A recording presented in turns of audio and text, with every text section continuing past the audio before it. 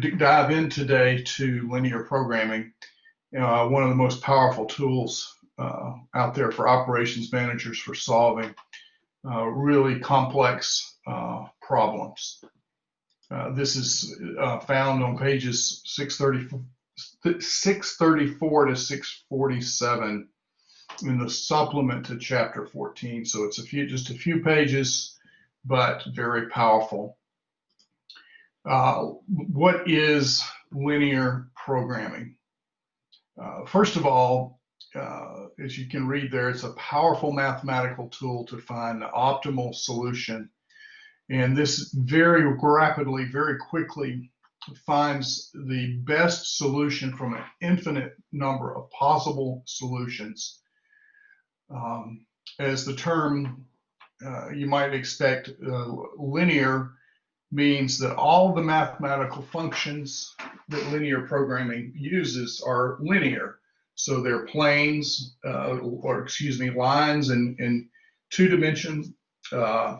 They're planes in 3 dimensions. And if you're sitting in a room somewhere, a 3-dimensional plane is either the floor, any of the walls, the ceiling. In fact, if your room is, if it's a regular shaped room, I'll say, there are 4 walls, a ceiling, and a floor.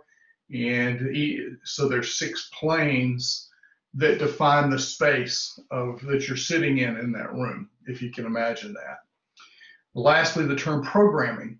While we are going to use Excel to solve some of these problems, programming doesn't mean, to put your mind at ease, it doesn't mean that you're actually doing computer programming. Programming has the connotation of the English word or English usage of programming, meaning planning. So what we're using these linear mathematical functions to actually formulate plans that are both best plan, but also feasible plan. And with a feasible connotation being that it is executable given the information. There's not something that you're going to not be able to do. You're going to be able to actually implement the plan that's created from linear programming. Now, the really powerful thing about linear programming is that there are just a tremendous number of application areas, and we will get to see many of those during the next several lessons. We're going to begin today with a production problem, more of the product mix, what types of products should be produced. But then there's transportation problems, transshipment, assignment, scheduling problems, investment problems. You might find it, even though the airline industry is on a hiatus, I should say, during this virus epidemic. But airline schedules for almost all the airlines are produced by linear programming. It's not only the schedules for the aircraft, but also the pilots and the flight crew are determined using linear programming. That's a very, very interesting process and very important process for the airlines that can, if they can shave a fraction of a percent, that can often translate into millions of dollars of savings. So linear programming is a very important tool. So we'll dive right in to a problem as an example. This first problem that we're going to look at is called Holland's Craft Store problem. It's actually in your textbook. I'm going to turn to it. It begins on page 637 in your textbook. And what this is, the Highlands Craft Store is a small store that produces bowls and mugs from clay. And the company wants to decide how many bowls and cups to make each day in order to make the most profit. and it has two resources that it uses in these to produce these bowls and mugs: clay and labor. You'll learn, or actually you'll read here that there's 120 pounds of clay and 5 workers available each day, and each day those workers can work up to 8 hours. Overtime isn't authorized. Interestingly, if for a bowl to produce a bowl uses 1 hour of labor, and it uses 4 hours of clay. 4 pounds, excuse me, of clay. A mug, it takes 2 hours to produce each mug, and each mug uses a little bit less, only 3 pounds of clay. Additionally, you're going to, the table also gives the profit that's earned for each bowl and mug that's produced. These must be mighty fine bowls and mugs, but anyhow, the profit a bowl, you're going to earn $40 per item, and for a mug, your profit is going to be $50 per item. So that's all the information that we need to be able to solve the problem. So the question becomes, what's the well, let me skip forward, but that's the information that's available: the profit and the uses of the resources in order to produce the 2 items, the bowls and the mugs. Okay, so for the way we begin to start this problem, the first thing that we want to do is that we need to determine what the decision is going to be. And I will say, this is the most difficult challenge that you'll find, and it's the essence of any of these problems. So the first question you have to ask yourself, and it can come in a couple of forms. First and most basic, what decision needs to be made here? And another way to approach this is perhaps not what decision needs to be made, but what information do I need to give my craftsmen in order for them to do their work? So if you're a shop foreman, what information are you going to tell the craftsman?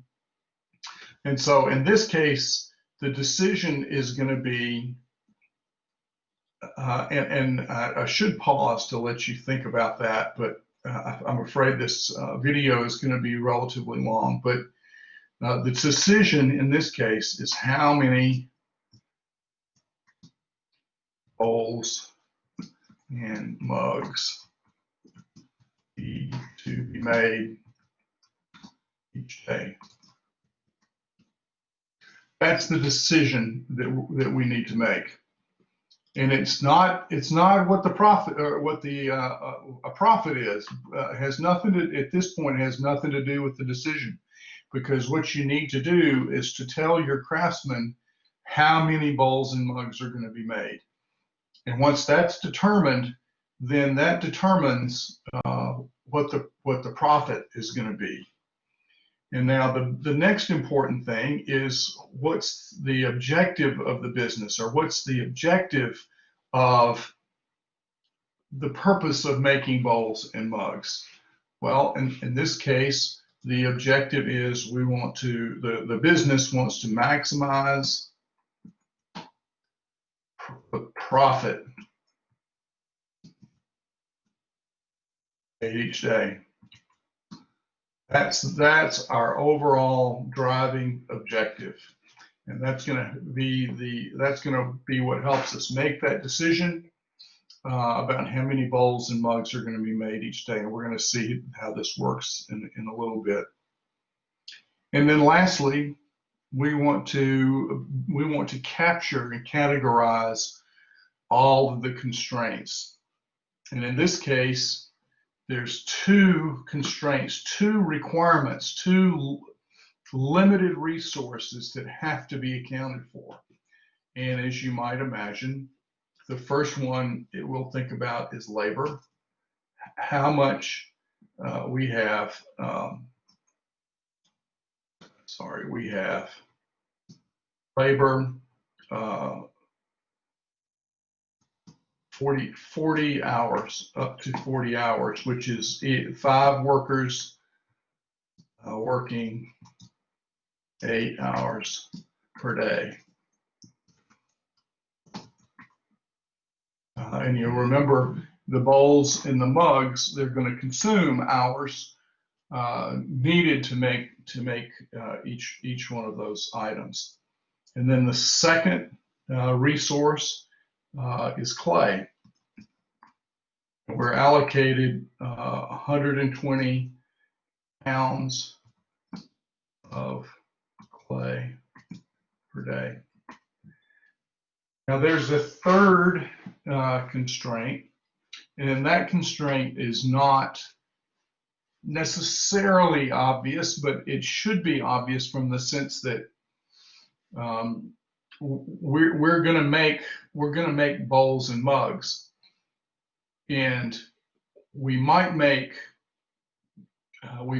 make any bowls, we might not make any mugs, but anything that we make is going to be positive value. In other words, it doesn't make sense to make, it's not practical to make negative bowls and mugs. So we're going to characterize this as non-negativity. So we must make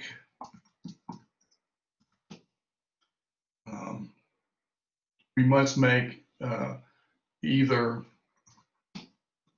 no bowls, mugs, or a positive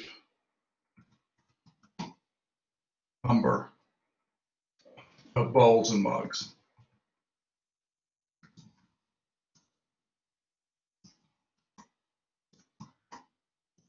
UGS. So our non-negativity constraint requires us to make at least either 0 or some positive amount of bowls and mugs. So these are the things that we need to capture in this very small problem, the constraints and requirements. Now, you're going to see in more difficult problems or complex problems, these could get very complex very quickly and requires a great deal of creativity. But again, I want to caution you that not to become overconfident, because in every case, the decision is the most important thing. And the more specific you can be about bowls, in this case, bowls and mugs, and the time span, all of that will help get the formulation correctly.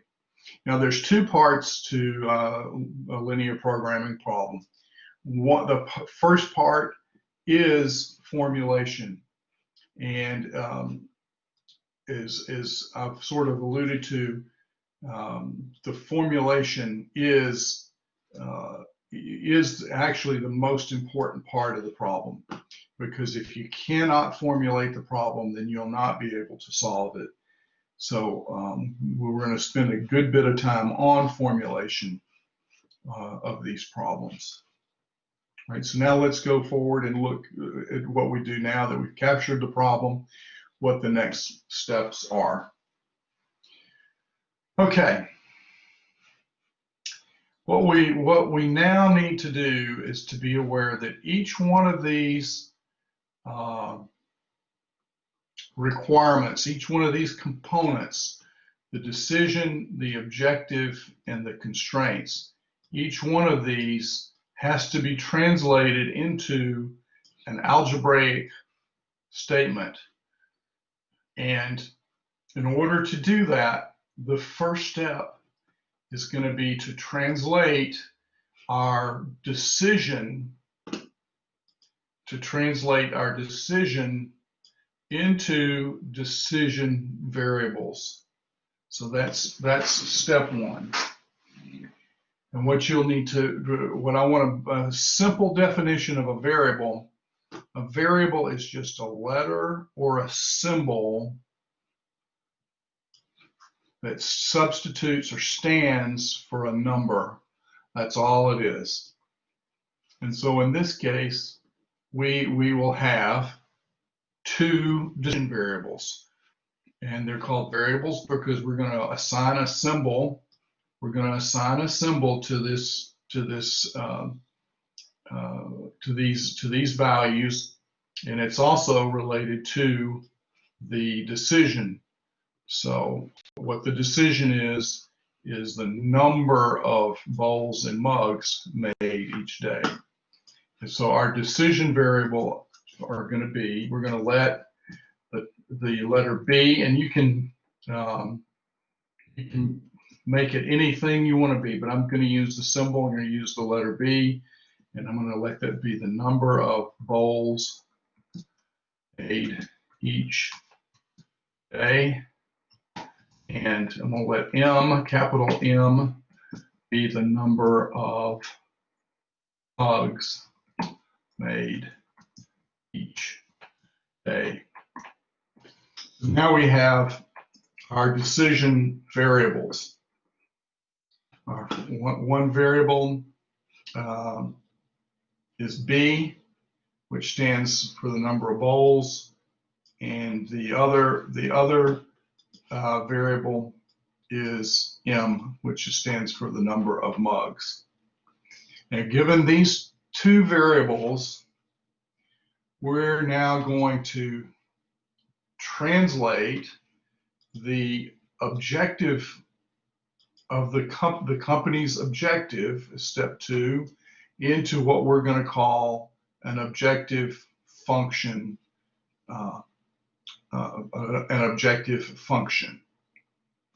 And we know already that we want to maximize, or just abbreviate that with max. And I'm defining another variable here. The variable is Z. And Z, this is not the normal distribution, but it's another variable that stands for the total, in this case, the total profit that the company will make by producing bowls and mugs. And the way that we'll calculate that profit, if you'll remember, what was the profit for each bowl that was made back from that table is $40 times the number of bowls that's made. And then for every mug that's made, we're going to make $50. And if we make one, we make 50. But if $50, if we make 10, we make 500. But whatever that is 50 times M. And so there we have our profit equation, if you will. Z stands for the profit, and it's 40 times the number of bowls plus 50 times the number of mugs. So now we're making progress. So for next, we need to go and we'll need to translate each one of these constraints for our labor and our clay. Each one of those is going to need to be translated into a constraint function. And we're going to see again how this works. And again, remember back to the table a few slides back, and we're going to first look at our labor.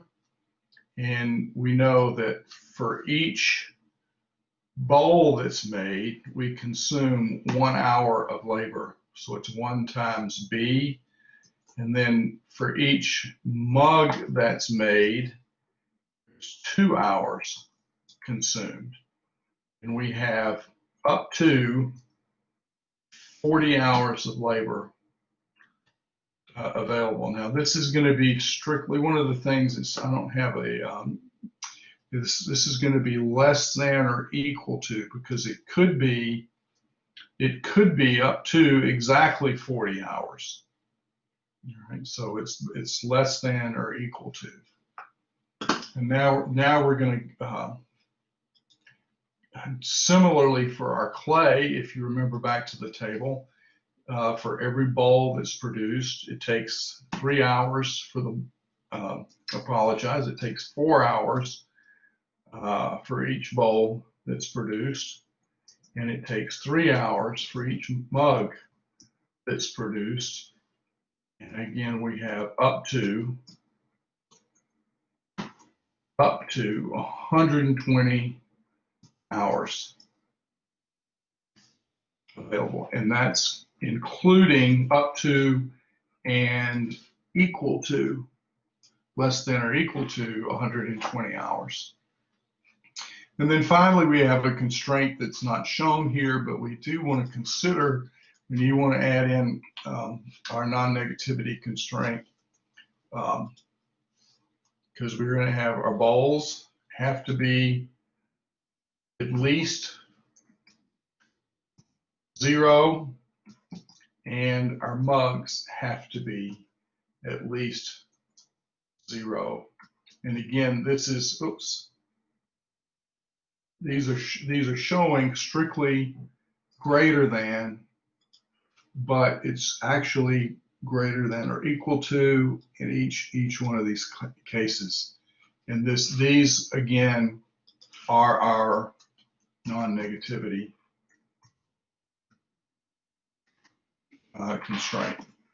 Right? So now we have all of this translated from a word problem, if you will, into an algebraic statement of what's happening, the relationships in the problem.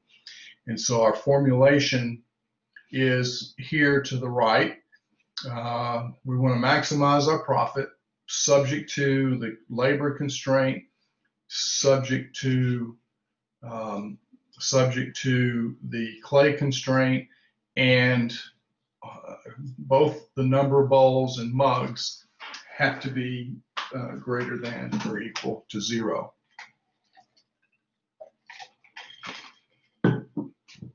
This is a complete formulation with the decision variables defined, B and M, the objective function, in this case, maximize Z, and subject to our labor, clay, and non-negativity constraints. Now, one of the nice things about the non-negativity constraints is that with respect to our solution, we only have to consider, this is the first quadrant. We only have to worry about cases where the number of bowls is greater than or equal to 0, and the number of mugs is greater than or equal to 0. So this is in the first quadrant. We don't have to worry about any of the negative values that would occur. So we're only working with solutions that are in the first quadrant. So now how do we begin to solve this graphically? And the reason that we can solve this graphically is because we have 2 variables. So our solution is in 2 dimensions. And we're going to use a little bit of algebra, but the first thing that we want to do in order to solve this is we want to work, in a sense, we want to work backwards. We've already got our non-negativity constraints are here by us working in the first quadrant. Then we want to go back and plot our constraints to see what they look like. And the first one that we're going to plot is our labor constraint. B plus 2M is less than or equal to 40. So I'm going to go quickly here, but I want you to think about this. This in 2 dimensions is a line. This function is a line because it's two dimensions in our bowls and mugs. And so what defines a line? We can either have the slope and distance, which y equals mx plus b. That will define a line. Or the other thing that we know is that 2 points define a line. And so what we're going to work with this second approach where 2 points is a line. All right. So the first thing that we want to do, again, I want you to notice that the bowls are on our x-axis, the mugs are on the y-axis. And so what I'm going to do is I'm going to solve for 2 points on this line. And what I'm going to do is, first thing, I'm going to recognize that b plus 2m equals 40 is the line. So I'm going to first set, let's let b equal 0, and if b equals 0, then we know that 2m equals 40. How do I know 2m? Because what I've done is I've substituted b of 0 into this equation, which then leaves b goes away and leaves 2m equals 40. And so therefore then I know that m equals 20. So 1 point on this line is b of 0 and m of 20. And m of 20. So b is 0. That means I don't go to the right. And m is 20. That's this point right here. My pen is not very straight, but that's one of the points on that line. All right, so then I'm going to do exactly the opposite, and I'm going to know that using that same equation, b plus 2m equals 40. I'm going to do the same thing, except for this time I'm going to let m equal 0. And so if m equals 0, this is easy. If m equals 0, b equals 40. All right, and so now we have, remember this point, we have this point when b is equal 0, this is 20, and when it is equal 0, b is 40. So here's 10, 20, 30, 40. Now I'm going to try to draw this as a straight line. It won't be straight, but so we have this line that represents our labor. That's our labor constraint. We're going to see this on the next slide. Okay, so there's our labor constraint. And it goes through this point, and it goes through this point. Now the question is, if you'll notice, how many bowls and mugs can you make just given the labor? You should ask yourself, can you make, if it were possible, could you make 20 bowls and 20 mugs? Well, the answer to that is no, because if you made 20 bowls and 20 mugs, that would consume 40 plus 20, it would consume 60 hours of labor. So this is not possible, right? So that's only possible that's below this line to make bowls and mugs. And so the area that's in here, these are all the possible combinations of bowls and mugs that can be made, just with respect to this labor constraint. Okay, so now we want to consider similarly, and I'm going to go a little bit more quickly this time because the arithmetic is easy, but I'm going to do two things. I'm going to find the constraint that corresponds to the clay, and that's this constraint. And what I'm going to do is, in one case, I'm going to set B again equal to 0. And in another case, I'm going to set M equal to 0. And I'm going to find, using our equation, 4B plus 3M equals 120 hours. So if B equals 0, in this case, you should be able to see quickly that 3M equals 120. And so if B equals 0, M equals 40. And in this case, if M equals 0, 4B equals 120. And in this case, B equals 30. And so now we've got 2 points. We've got B of 0 and M of 40. B of 0, M is 10, 20, 30, 40. That's this point here. And we've got M equals 0, B equals 30. So if M is 0, B equals 10, 20, 30. This point right here. So now we've got another constraint, and this is be our clay constraint. It goes through there. And again, we'll have a straight line, and you'll see this on the next slide.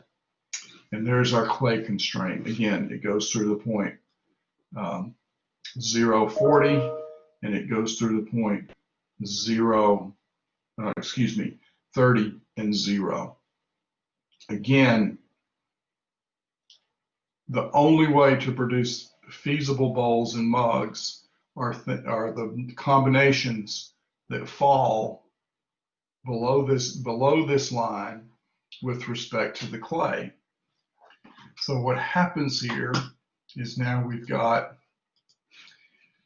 the intersection of two areas, the area below the clay line and the area below the labor line, that where these two intersect is where those two areas intersect is where the feasible combination of bowls and mugs lie. And so what's that area? Hopefully you can visualize this, but that's this area, everything that I'm trying to shade with green in here.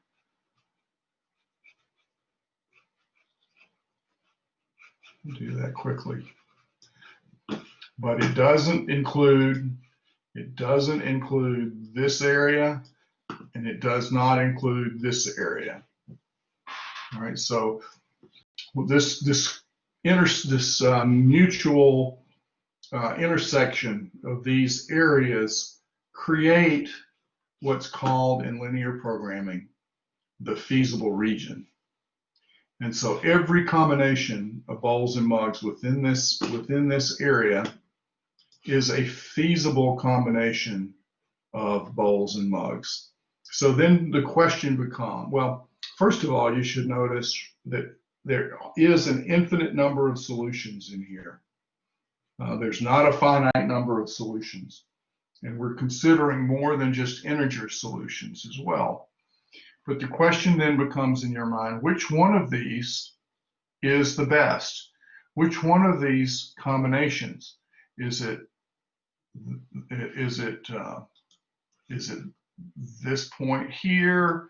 Is it this point here, or this point, or does it occur somewhere within this area?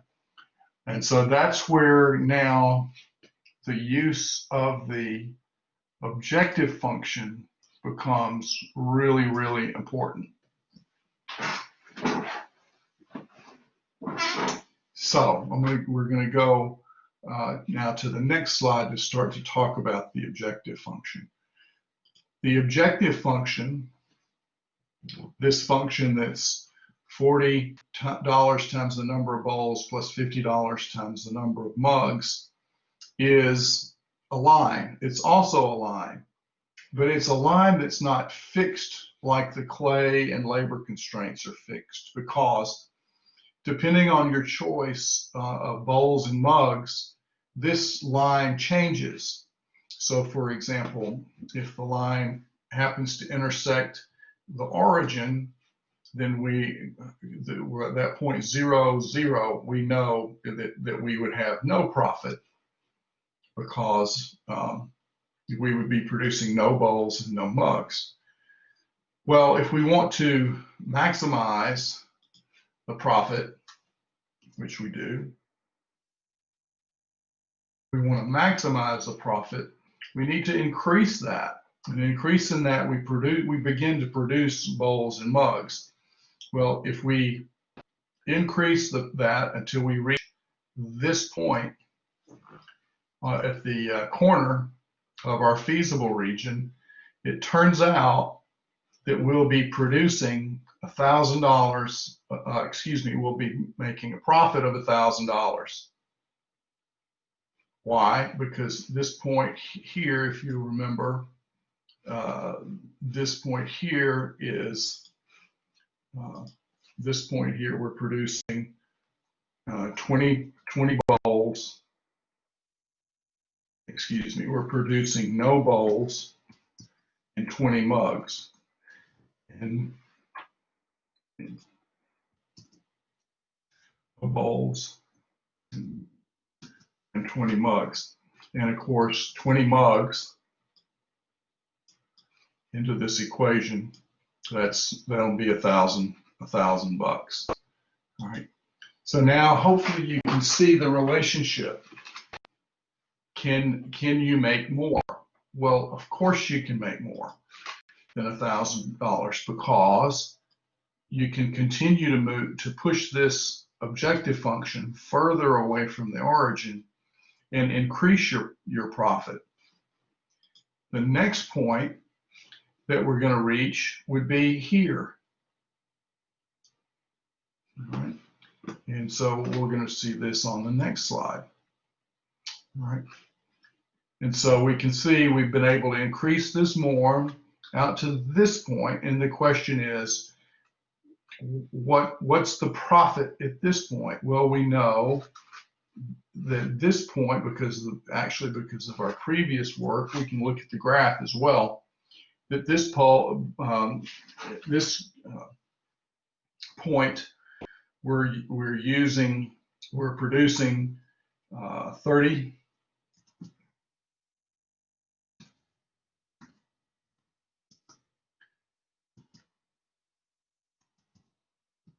no mugs. So you can see, hopefully you can see quickly the arithmetic. If we're producing 30 bowls and we go into this equation, 30 times 40 is 1,200. So again, and interesting, let you know, anywhere along this line segment, here to this point here, anywhere along that line segment, a combination of bowls and mugs, you'll be producing $1,200 of profit.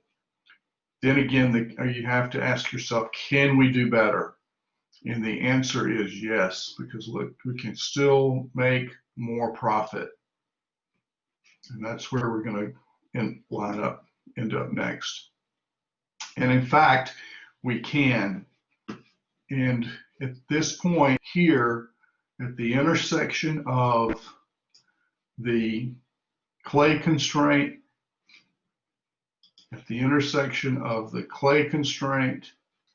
and the labor constraint, this point right here, that's going to be our maximum profit.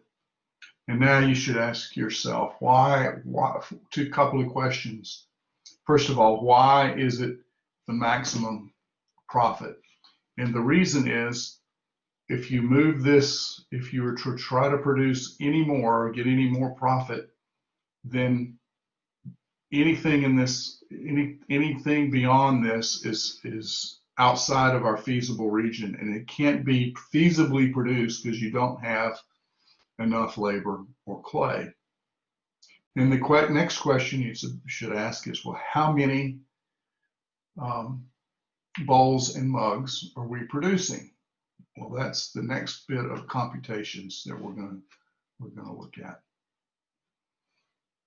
Now, I'm going to go through this again quickly, but the good news is this is what Excel does for you. All right, does all of these calculations in a split second, but I'm going to take you through them. You're not going to have to do these, first of all, and put your mind at ease. And because Excel will do these for you, we're going to learn how to use Excel to do these things.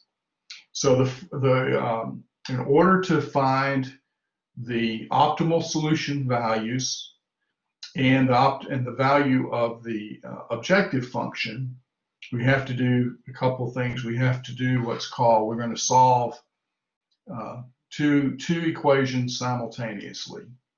And if you'll notice here at step one, our clay constraint and our labor constraint are where the intersection of those two is where those occur. Well, how do we determine that? We solve them simultaneously. There's two equations and two unknowns. So we should be able to solve this and determine that value, and we can. The first step is identifying the two equations that intersect, and that's our two labor constraint and clay.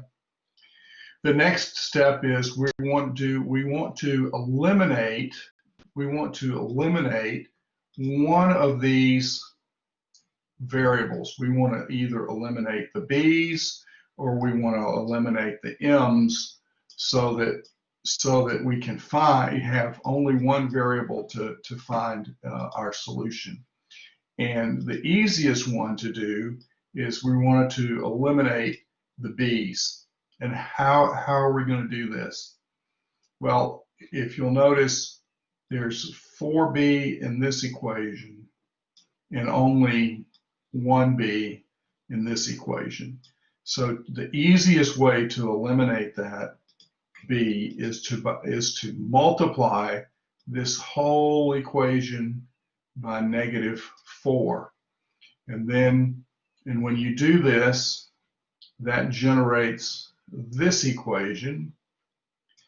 This is -4B, and then 2M times -4 is -8, and +40 times -4 is -160. Now we've got, once we add these two equations, the -4B plus 4B goes away, and that leaves us -8M plus 3M, which is -5M. And again, on this right-hand side, it's -40.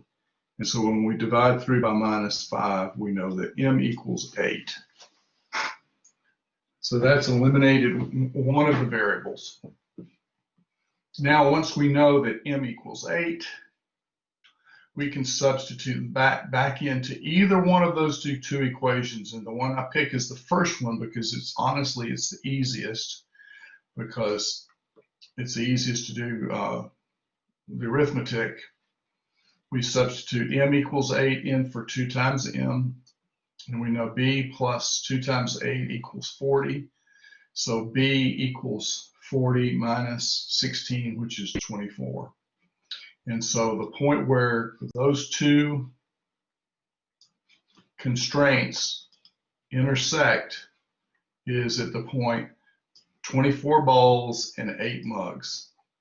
24 bowls and 8 mugs. And so now we use this information, 24 bowls and 8 mugs, and we go to our objective function, and we're going to substitute in 24 bowls and 8 mugs in our objective function, and we can determine that we will make $1,360 in profit, which is the largest profit we can make given the information on hand and given the limits of clay and labor. So I know that was a lot. Please take time to go back over this. I'm going to have another two short videos. One on Excel, and then one using Excel to solve this, to show you how quick and easy it is. But what we've done today is in this video is the following. We've looked at a formulation, 3 parts to the formulation. There's decision variables, there's the objective function, there's the constraints, and we always want to include the non-negativity constraints. And then because we had 2 variables, we could solve the problem graphically. We plotted the constraints, we determined that feasible region, we plotted the objective function, and then we went to the graph to determine the solution by solving simultaneous equations. Okay, so that's it for this. The most important part of this, I want to emphasize, is the formulation. Need lots of work in terms of the formulation. We'll see that in the next lesson. All right, call, text me, see me if you have questions.